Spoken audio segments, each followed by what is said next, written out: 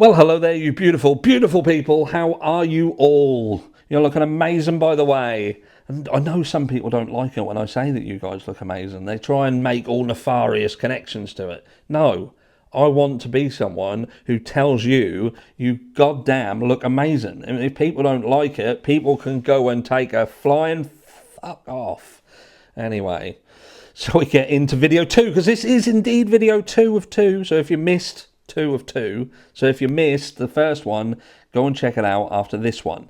Now this one's going to be very brief. I'm going to keep it short, keep it small, like the Glera, and we are going to discuss quickly about Bryan Kohberger and why it's important that some people do put their necks on the line and do not just go down the witch hunt and get the fiery torch and say, it's him, it's all over, and anybody who says that he's not, they are arseholes, they are horrible people, and you're victim blamers, you're being horrible to the victims, being horrible to the families, and you're sickos, all that sort of stuff. Because they do, that's what you get. You ought to see my email inbox. I'm telling you, it's like a smorgasbord of shit. But look, it's important because we are human people. We are human beings. We're humans. And we seem to have, over the years, seemingly lost any form of empathy whatsoever. We see it in our teens, especially at the moment. They just seem to have a complete lack of empathy, and it's us that's driving that. It's the world that's driving it. We have got to this place in our lives where we just want to condemn everybody. We want to attack everybody. At the first sign that somebody could potentially be guilty of something, they are written off. They are screwed over. I watched a film last night. It was about somebody who had been... They'd basically been accused of a bombing in London. That's what they'd been done. It was a young guy, and it turned out that, someone had said that was him, and they ended up going to his home. It was called Accused. Quite new, Netflix, check it out. It's only an hour and a half long, but it shows you the dangers of how people can be accused of something. Somebody literally says, that's the person that done that, and how their life can spiral out of control. And even in the event that they may survive some initial turmoil from it, the effects are everlasting. Now, I spoke again yesterday about the Jill Dando case and Barry George. Barry George is somebody who was accused of killing Jill Dando. The police absolutely went balls deep in Barry George done this crime, and he lost 8 years of his life. His life was destroyed. He had to move from London and move to Ireland to get away from the shit, because people, even though he was proven innocent the second time around, went through court and was proven innocent, that weren't enough. His life was destroyed.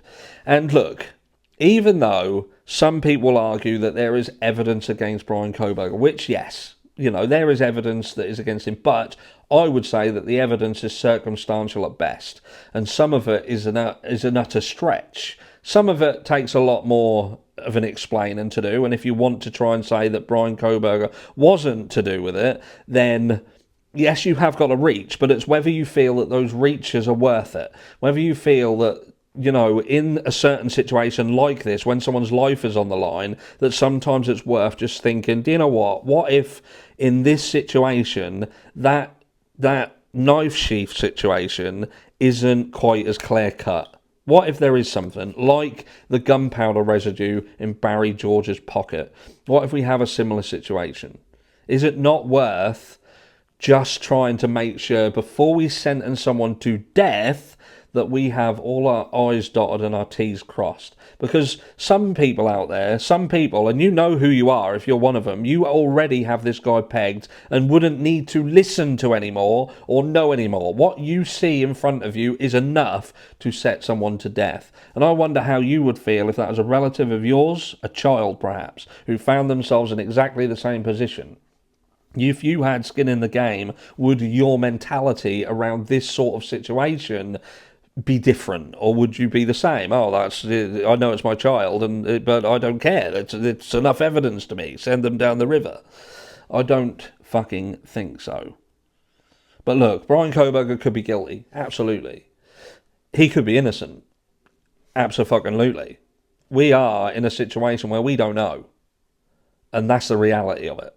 That is the reality of it. Whether people want to admit it or not, I'm not going to sit here and say Bryan Kohberger is innocent, but I'm damn well not going to say that I've seen enough to condemn him to death.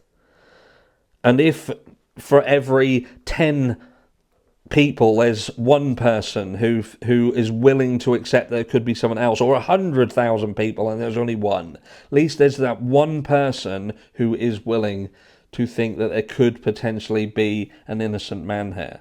And do you know what? Further to that as well, just say this guy is indeed guilty and he did it. Shouldn't we do more as a society? I'm not even going to cut that out. I'm going to leave it in because this is raw.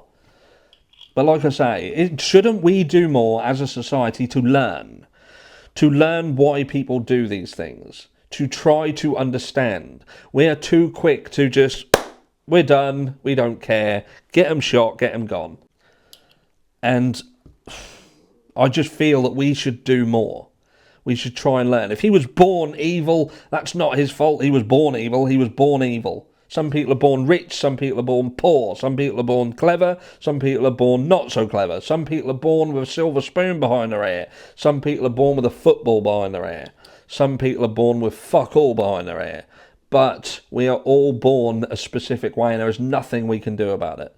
But there are other economic things as well that we do and fully control and we can influence. You know, was it nature versus nurture situation? Was something going on in his life? Was he sculpted by that world around him into a monster?